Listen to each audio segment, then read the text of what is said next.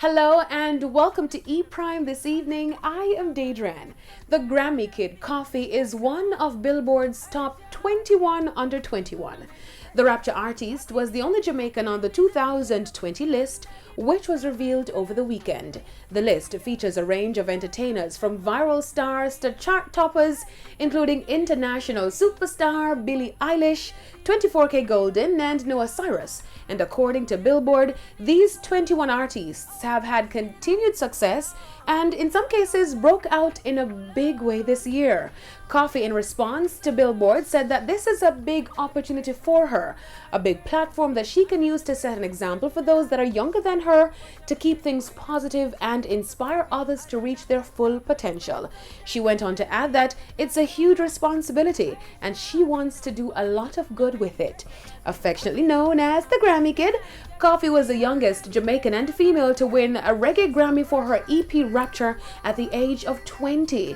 2020 proved successful for the young artist, regardless of the COVID-19 pandemic affecting the entertainment industry worldwide. Now, Coffee made waves by appearing on John Legend's album Bigger Love with the single Don't Walk Away. She also dropped her summer hit, Lockdown, and released the anticipated single Pressure, which she later remixed with reggae superstar Buju Banton.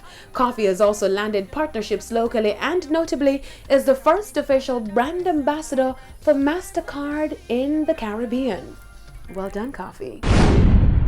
Now it's a party in the USA, literally, as celebrations rang out in the streets nationwide and the music industry is benefiting. Now over the weekend, videos circulated of Biden supporters dancing and celebrating to Shaka Demus and Pliers' remix of Toots and the Maytals' What a Bum Bum, bringing back to the forefront a song that was released some 30 plus years ago. What a bum. Miley Cyrus's 11-year-old mega hit Party in the USA was also a favorite. NSYNC's 20-year-old hit Bye Bye Bye also re-entered the top 20 song charts on iTunes, and according to Billboard, Kool and the Gang's Celebration as well as Tina Turner's The Best are some of the songs that also saw a spike in streams. Music and politics have forever had a synonymous relationship. Locally, Mark Golding remixed the African mega viral hit Jerusalema. Go with Golding, fi president. Him a demon, a Golding the people them want. So on your mark, set go. That's it for E Prime this evening. I am Daedran. Thank you for watching.